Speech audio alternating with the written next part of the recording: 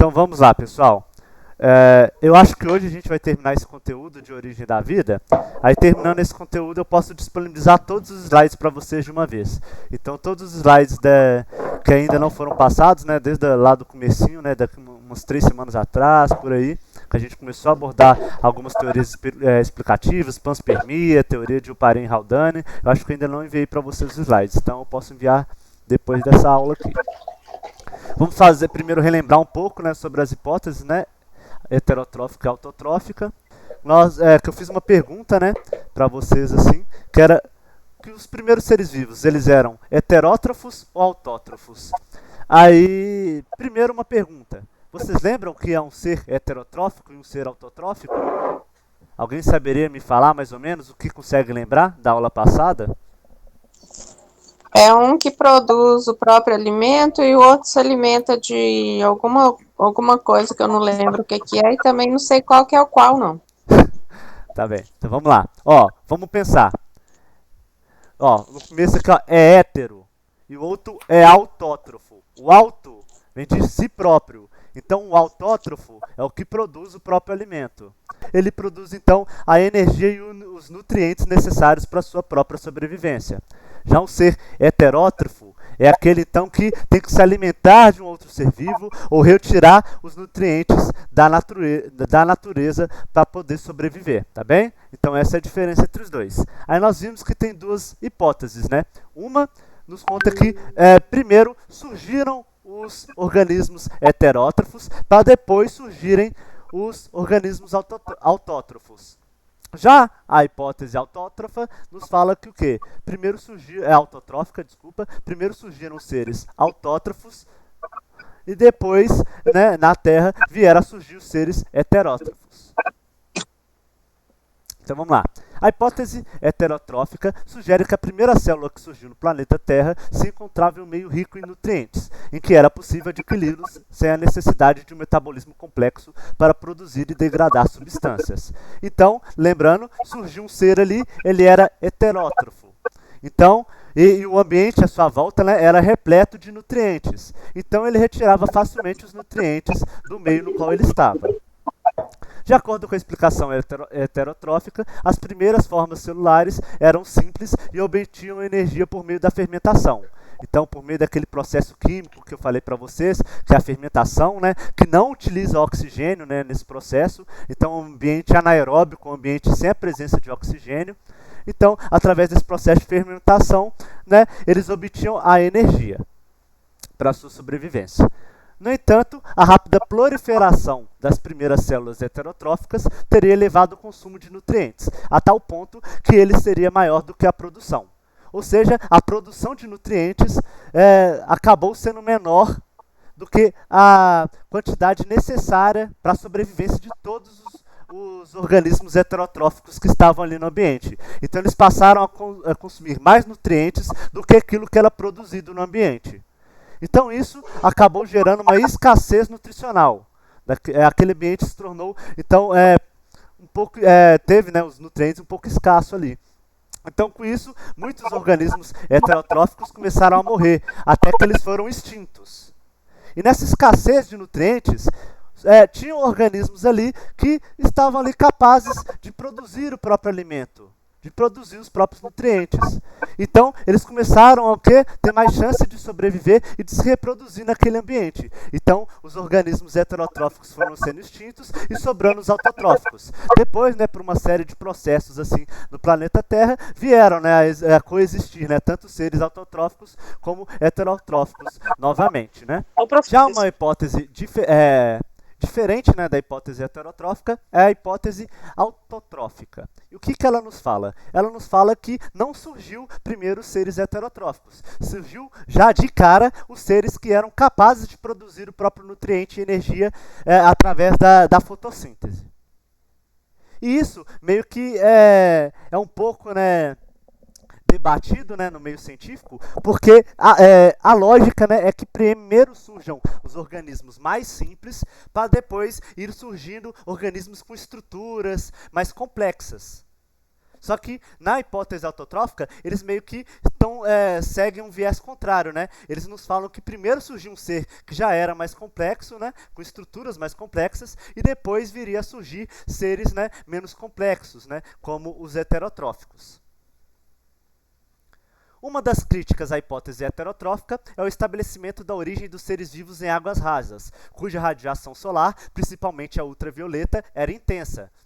Como eu disse para vocês, a maioria desses organismos, então, se encontravam, né, em águas rasas. E aquela radiação ultravioleta intensa que incidia sobre o planeta Terra, e não tínhamos, né, camada de ozônio, né, para repelir parte desses raios ultravioletas, então esses seres heterotróficos, eles iriam morrer se eles estivessem em contato com essa radiação ultravioleta. De acordo com a hipótese autotrófica, inicialmente houve a expansão dos primeiros organismos autotróficos que não utilizam o oxigênio no metabolismo energético, ou seja, são anaeróbicos. Ou seja, eles nos falam aqui outra coisa, que primeiro, aqueles primeiros organismos autotróficos, por mais que a grande maioria, né, e até mesmo os autotróficos de hoje, utilizem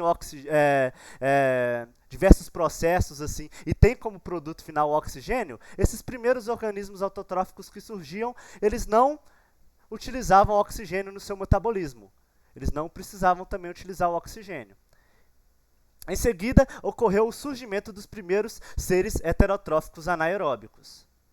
Ou seja, então depois surgiram seres heterotróficos e que realizavam o processo de fermentação, aquelas reações químicas para produzir, né, a energia necessária para a sua sobrevivência. Os primeiros organismos fotossintetizantes, que transformam a energia luminosa para a produção de moléculas orgânicas, teriam se originado desses organismos heterotróficos. O início da liberação de gás oxigênio para a atmosfera permitiu o surgimento e a sobrevivência de organismos aeróbicos que utilizam o oxigênio no metabolismo energético. Ou seja, a partir do momento que surgiram os seres vivos fotossintetizantes, ou seja, aqueles que realizam o processo de fotossíntese, começou então a atmosfera terrestre a ter uma quantidade maior de gás oxigênio. Até que, né, esses seres autotróficos fotossintetizantes foram se reproduzindo e realizando a fotossíntese, de forma que a concentração do gás oxigênio na atmosfera se tornou abundante. E isso permitiu que o quê?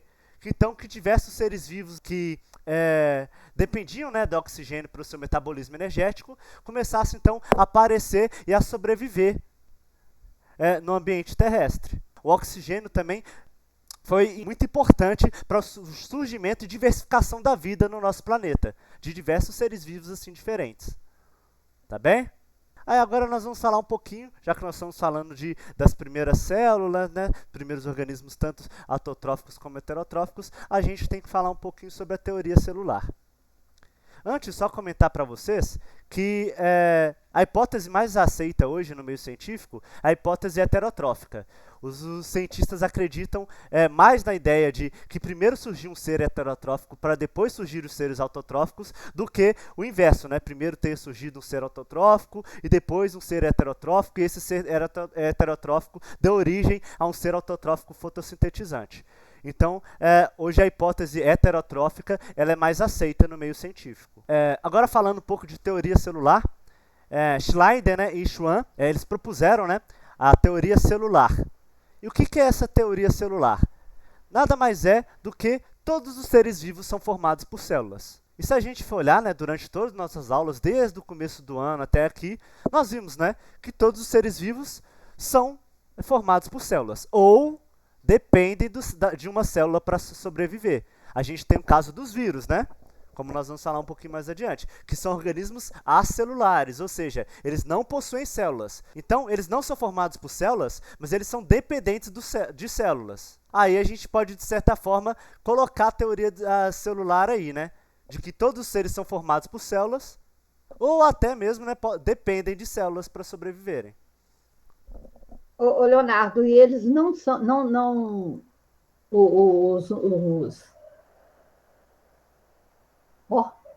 Vírus. Deu um branco. Os vírus, eles não não é seres vivos, mas eles não têm uma propriedade própria deles assim, e como eles se multiplicam? Então, vamos lá. Os vírus, eles são acelulares, ou seja, eles não apresentam células. Porém, eles apresentam, né, uma cápsula proteica, né, um envoltório Sim. de proteínas, e dentro eles têm o material genético deles. Então, é esse material genético aí que eles... Então, ele tem diversos processos, mas eles podem ou inocular o material genético direto na célula do hospedeiro, ou eles podem, então, fazer como se fosse uma fusão, uma mistura do material genético dele com o material genético da célula de algum animal, por exemplo, e aí então essa célula animal ou vegetal, seja o que for, começa a reproduzir algumas coisas do código genético desse vírus, então ele começa a meio que ser comandado por esse vírus e a participar desse processo de replicação viral de maneira involuntária. Então os vírus, assim, eles inoculam material genético numa célula hospedeira e eles se replicam ali, utilizando as propriedades da célula hospedeira. Então, mas eles têm o material genético deles, com algumas informações, entre elas essas informações, né, importantes para a replicação desse vírus.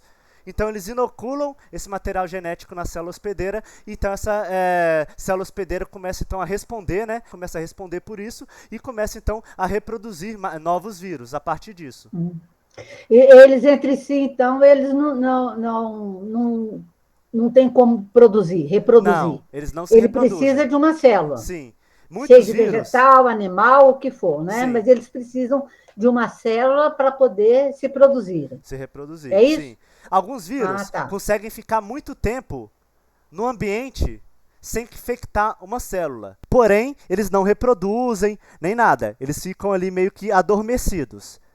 E existem vírus que conseguem ficar pouquíssimo tempo sem infectar uma célula. Então, existem vírus, por exemplo, que poucos minutos, poucas horas depois, se eles não infectarem uma nova célula, esses vírus, então, eles deixam de existir, né? Então tem isso, alguns vírus conseguem ficar um tempinho mais fora das células, né? Enquanto outros vírus, assim, conseguem ficar pouquíssimo tempo. Então eles têm que estar sempre infectando uma nova célula hospedeira. Eita. E eles só se replicam com a maquinaria genética dessa célula hospedeira. Ah, tá. Isso aí é onde surgem as doenças, né, Leonardo? Sim, se a gente for olhar, os vírus, né, eles se reproduzem rapidamente, tipo, numa vezada, eu ia infectar uma célula, daquela célula surgem milhares de vírus. Então, só de você pensar, né, nosso corpo assim sendo, todas as nossas células assim, sendo invadidas por vírus, esses vírus multiplicando, né, então só de você imaginar, né. Então, várias células nossas, assim, são infectadas, assim, às vezes em regiões localizadas, às vezes mais sistêmica, né? Mas Sim. Isso daí, então, acaba ocasionando, né? E sendo que diversos desses vírus, assim, liberam, né, toxinas, muitas vezes, ou se não, geram uma resposta exacerbada do nosso sistema imunológico, então isso pode causar uma série de inflamações, febre. Então, tem vários processos, assim, que ocorrem no nosso organismo ao ser infectado por um vírus, né? Então, Schleiden e Schwann, eles nos falam que o quê? Que todos os seres vivos são formados por células. Aí, depois, né, complementando, né, os estudos, né, dos dois cientistas, Virchow, eles nos falam que uma célula poderia apenas surgir de uma outra célula pré-existente. Isso daí nos lembra um pouco, né, quando a gente trabalhou a biogênese, né? A abiogênese tem a biogênese. A biogênese nos fala que o organismo só se origina de um outro pré-existente. Então a gente pode pensar nisso mais ou menos para a célula, ó, que uma célula só surge a partir de uma outra célula pré-existente. Não surgem células assim esporadicamente do ambiente. Uma célula só surge de uma outra célula pré-existente ali. E ele fala, né? Então até essa frasezinha aqui bastante famosa, que é omnis célula ex célula, que é toda célula origina-se de outra célula. Tá bem?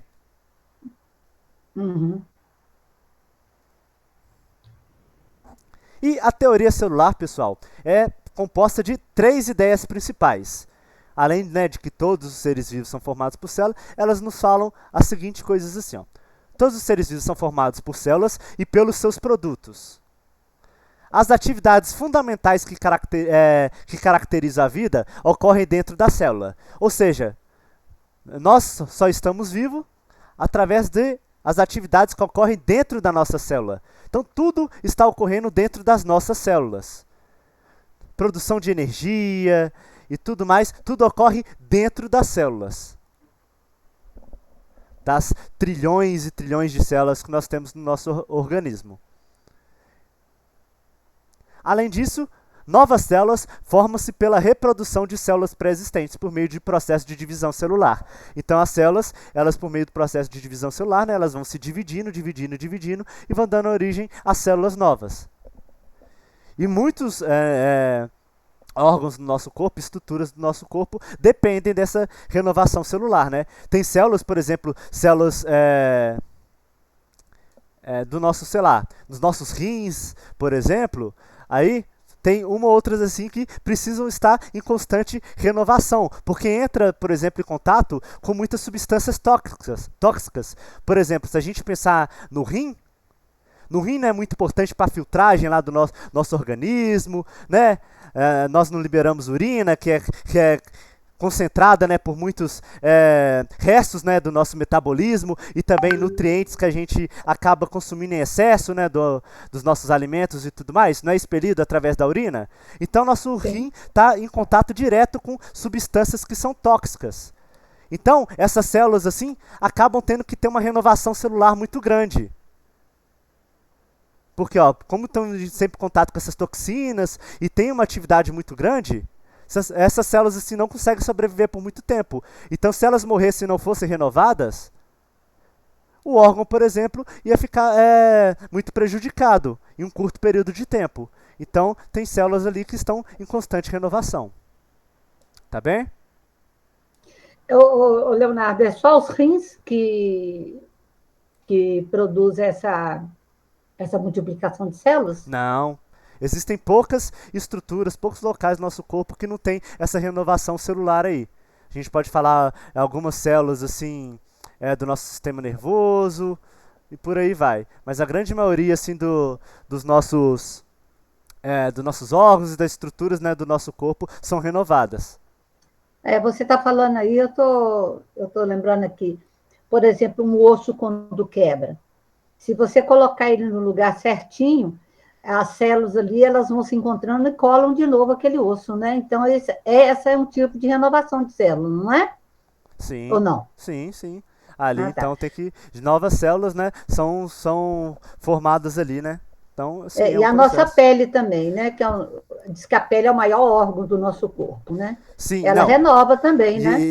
Não, ela é se a gente for falar, ela é o nosso, assim, órgão que mais se renova assim, no nosso organismo. Se a gente for pensar, o dia inteiro, radiação solar, nós cortamos, nós queimamos, tem diversas coisas assim. Então, a pele é constantemente renovada. Constantemente. Então... Eu achei, você estava falando aí, eu falei assim, mas será que é só os rins? Mas aí depois, quando você foi explicando, eu fui lembrando, né, dos ossos que quebram, né, da nossa pele que é renovada todos os dias. Nós já comentamos, né, anteriormente, mas eu comentei... Isso é muito chique.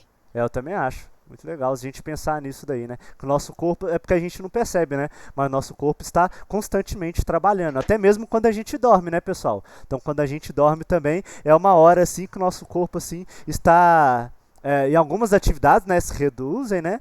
É verdade. Assim, mas outras, assim, continuam trabalhando e são fundamentais, né? Para nossa vida. Então...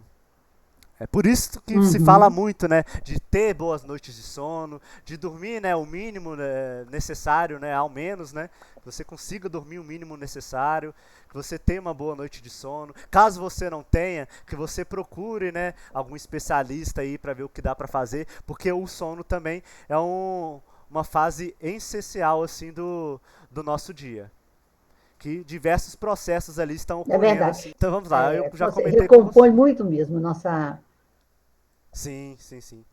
Uhum. Vírus não apresentam células em constituição, mas precisam parasitar uma célula para realizar suas atividades vitais e se reproduzir. Então é aquilo que a gente falou. Os vírus, eles não possuem células. Porém, para ter as suas atividades vitais, realizar suas atividades vitais e se reproduzir, eles precisam parasitar uma outra célula. Então, de certa forma, eles não são formados por célula, mas eles são totalmente dependentes de uma célula.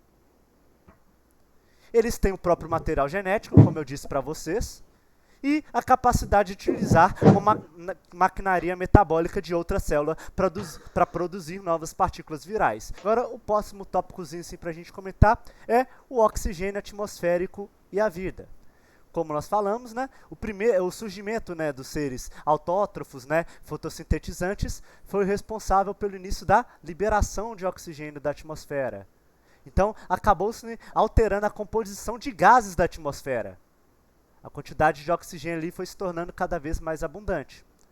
E isso pode ser considerado um dos eventos mais importantes da história da vida da Terra.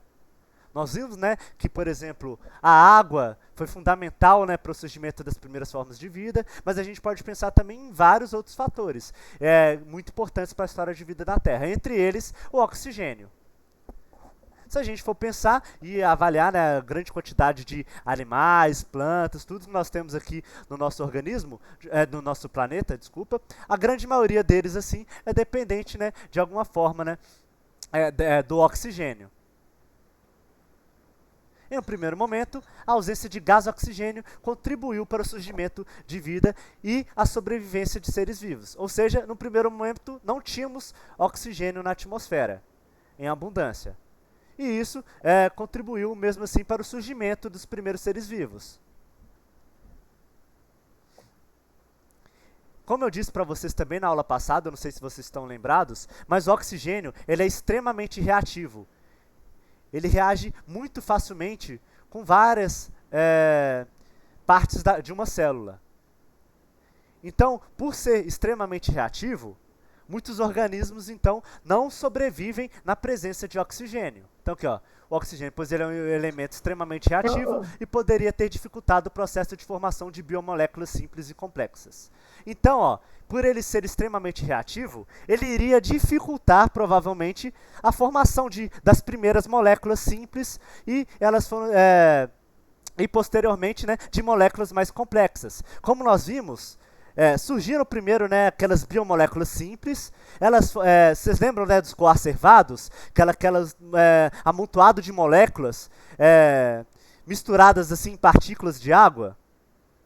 E que essas moléculas, biomoléculas simples assim, foram reagindo né, com a energia luminosa, com as radiações ultravioletas, descargas elétricas, e assim foram dando origem, né, posteriormente, às primeiras moléculas assim mais complexas, assim, os primeiros seres vivos. Vocês estão lembrados disso? Se a gente tivesse o oxigênio em abundância no gás na atmosfera, muito provavelmente teria sido dificultado, né, o processo de formação dessas biomoléculas. Se na atmosfera primitiva existisse gás oxigênio, isso exigiria das primeiras células um complexo mecanismo para evitar as lesões oxidativas.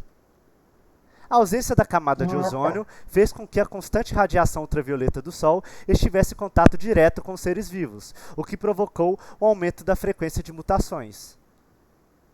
Então, ó, nós temos um outro detalhe bastante importante aí, ó. Aqui, ó, como eu disse para vocês, não tínhamos a camada de ozônio. Constante ação dos raios ultravioletas, assim, em contato direto, uma frequência de mutações muito alta. Com o aumento da concentração do gás oxigênio na atmosfera, ocorreu o primeiro processo de extinção em larga escala, aproximadamente 2 bilhões de anos. Como nós falamos, né, o oxigênio ele é muito reativo. Como houve um aumento da concentração desse gás na atmosfera, muitos organismos aí que eram anaeróbicos, ou seja, não utilizavam oxigênio, né, nos seus processos assim, metabólicos, né, para sobreviver e se reproduzirem, passaram então a reagir muito facilmente com esse gás e começaram então a morrer, a serem extintos. Isso aproximadamente 2 bilhões de anos. Outra proposta, né, que foi desenvolvida, né, foi a de Gilbert, em 1986. que ele, né, chamou de mundo RNA. Como vocês sabem, nós temos, né, comumente, né, material genético, né, ou DNA ou RNA. Nós temos desses dois tipos, né, de estruturas moleculares, né. A gente fala, né, que a gente estuda, né, mais comumente o DNA, porque, né, no núcleo, né, nas nossas células está esse DNA, né, lá esse material genético. Então, existem seres que possuem somente RNA, seres que possuem DNA, seres que possuem DNA e RNA. Em 1986, Gilbert propôs que o ácido ribonucleico, chamado também de RNA, né, teria sido o primeiro material genético que surgiu no planeta, né. Ele apelidou, né, então, isso daí de hipótese, né, de mundo RNA, né, foi originado por meio das reações ocorridas na Terra primitiva. O DNA tem uma estrutura molecular muito complexa e depende de outras moléculas para conseguir se replicar e sintetizar RNA.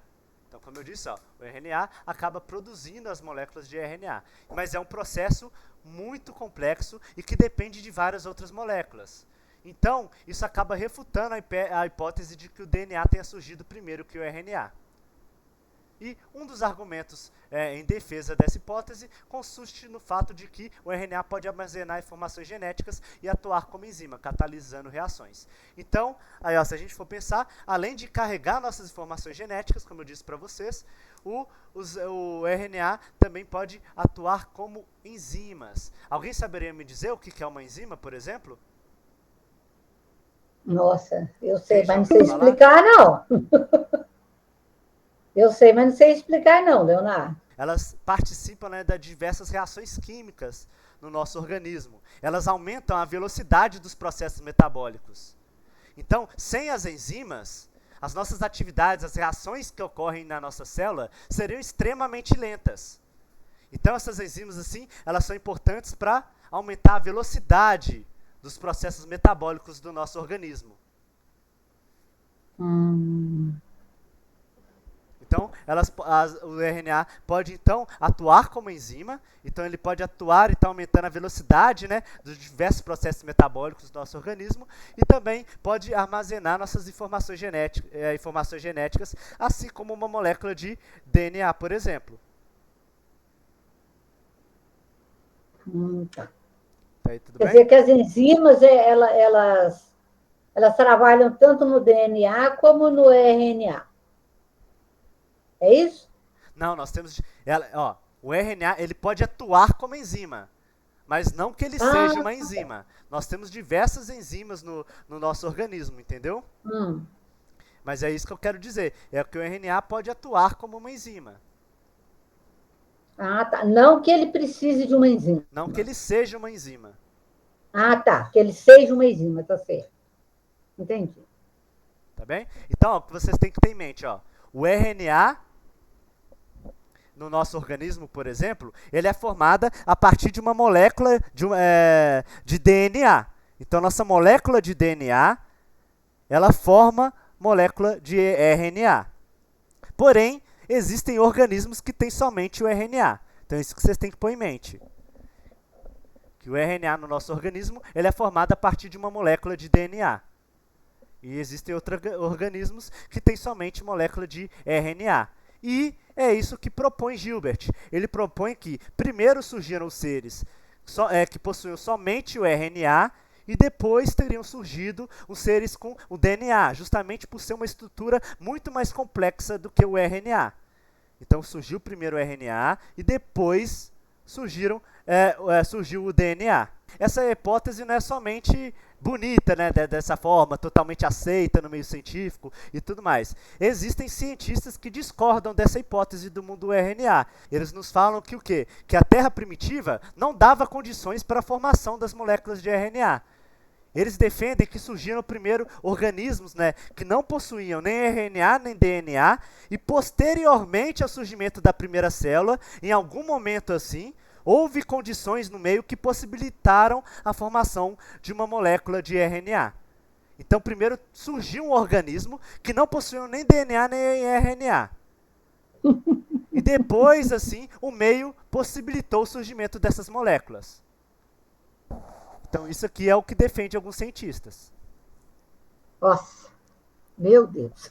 Como eu disse, a gente não tem como gravar um vídeo, né, da Terra primitiva, tirar uma foto, nem nada. Então a gente vai sempre aqui, ó, buscando entender e buscar então formas de trabalhar assim e chegar a conclusões, né, de como era o ambiente, como surgiram os primeiros organismos, como eles eram, né, qual a complexidade desses organismos. Então, ó, se a gente for pensar, às vezes não surgiu nem DNA nem RNA. Surgiu um ser lá, um ser bastante simples e que depois houve condições para a formação desse RNA. Tá bem? Ô, Léo, isso aí, a maioria das coisas são, desses estudos, igual você está falando, são basicamente hipóteses, né? Não tem nada concreto, né? Como eu disse para vocês, hipóteses são testadas. A gente já viu até naquela aula de método científico. Nós testamos as hipóteses para chegar numa conclusão. Porém, como a biologia não é uma certeza. Nós não trabalhamos com uma verdade 100%. É aquilo, pronto, e acabou. Nós trabalhamos para chegar em teorias e hipóteses que explicam determinados eventos da Terra, mas a gente não abre mão de que possa surgir posteriormente um outro experimento, um outro estudo que quebre por vez uma teoria, uma hipótese.